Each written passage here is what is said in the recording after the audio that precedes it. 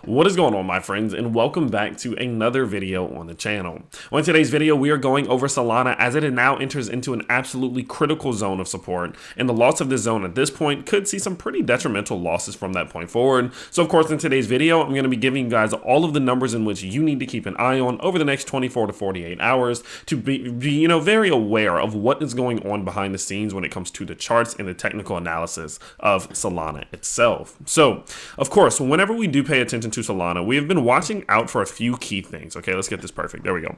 So, of course, the number one main goal at this point is still the recovery of the downward sloping trend line, in which we have been under ever since November of 2021. We have seen multiple aspects of the market, such as Bitcoin and even Ethereum, work their way out from under this trend line, but some of our, larger but not the biggest alts, such as Solana and even such as ADA, have not been able to work their way out from under this trend line yet. So that remains the main goal. At any given point, even if we start to bounce back up towards the trend line, we're not getting too excited again until we are capable of recapturing that downward sloping trend line. I also personally will not be doing much buying until we get back above the trend line, because why would I be buying under such a strong point of rejection that has pushed the price down continuously 60 to 70%? Now, looking at this thing from a short-term perspective, one thing we can see is that we did make a pretty strong attempt back to the upside, okay?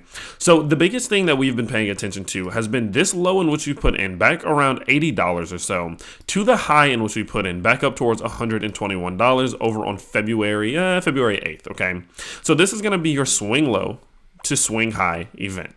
And now, as we did put in the swing low to swing high event, we actually did put in something of what seemed to be an ascending wedge, which do have typicalities of being bearish. What that means is that they will more often than not break to the downside when you're coming out of a downtrend. Downtrend, ascending wedge, continuation to the downside. Now, as this did happen, of course, just as a little recap, we saw the breakout to the downside, a back testing of support back into our macro Fibonacci from the swing low to the swing high, our 618 to 786 macro Fibonacci here. We came down, found some support, back tested the bottom side of this wedge, got rejected off of it, and now we're back in this critical zone, okay?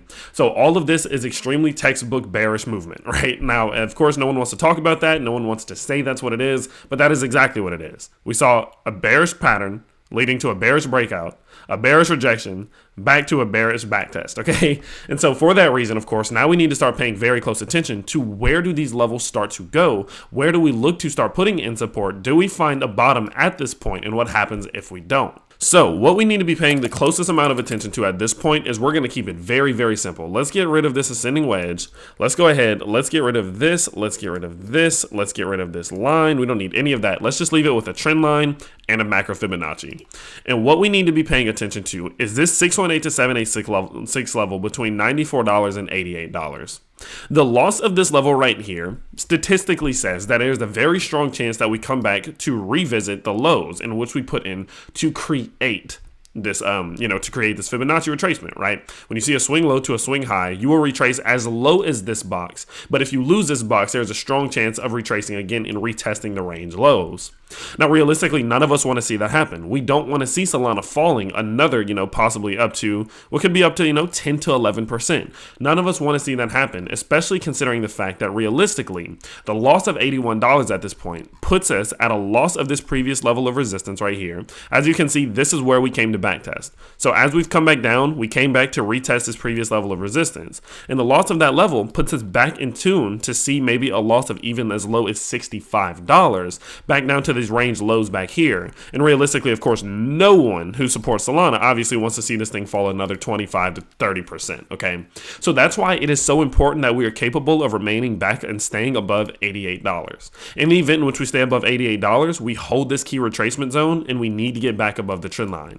But if we start to see closes down below this level, do anticipate that some type of drop of up to 10% to retrace back to this $81 level is very likely, and we need to start to prepare for a move of that nature. Whether that means you accumulate, looking to take on a short-term trade, possibly with a stop loss around $75 in order to try to, make a little short-term trade from here to trend line, you can do that. Or whether it just, a mental preparation to see the price of your holdings really start to see another beating, okay?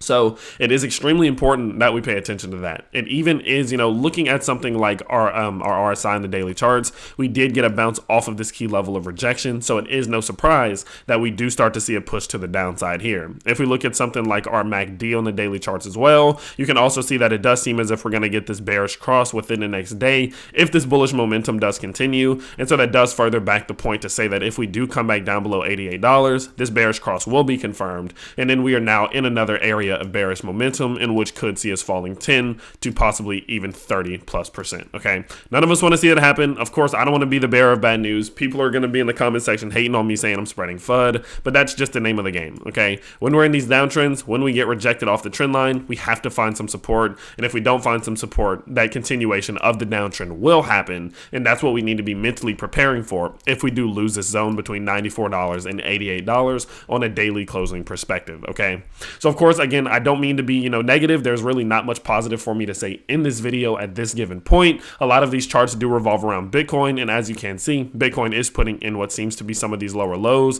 and did lose this ascending triangle in which it was in. And so for those reasons, as it's interacting with its macro Fibonacci, we are also seeing that Solana is interacting with its macro Fibonacci, as we can see here. Okay, so just pay very, very close attention to this. Again, I don't want you guys to freak out about it, but you need to be prepared for any outcome, and the outcomes at this point do point in bearish directions if we are going to lose this key level of support. Okay, now for some better news, something that is a little bit more exciting. Many of you who are on my channel who do like Solana, I've noticed that there is a big correlation between my Solana crowd and my NFT crowd. You guys know that my buddy Connor Kenny and we've been talking a lot about Greedy Gramps recently. This is going to be an NFT sale that is happening very soon. As you can see, the pre-sale is going to be starting on February 20th with the whitelist and public sale starting on February 22nd. That's 2 days and 4 days from now. Now, of course, I'm not shilling this. I'm not getting paid from Greedy Gramps. I'm not doing anything like that. Connor Kenny is a part of, kind of their advisory board. And so I do want to kind of just throw a shout out to them because I've seen the work they're putting in behind the scenes here.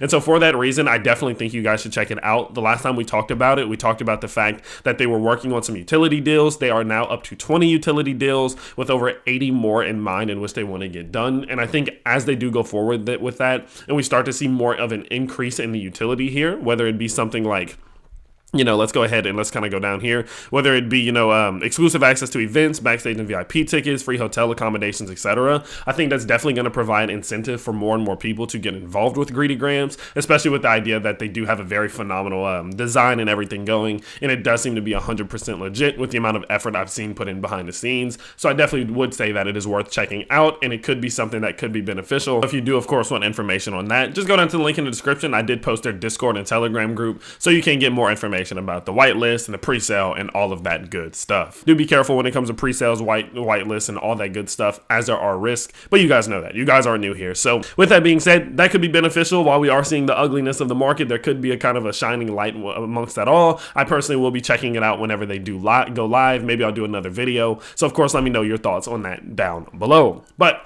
with that being said, of course, that is going to be about it for today's video, of course, and I hope you guys did enjoy. If you did, you can always let me know simply by smashing that like button and subscribing to the channel if you are new, and I will see you all next time. Peace.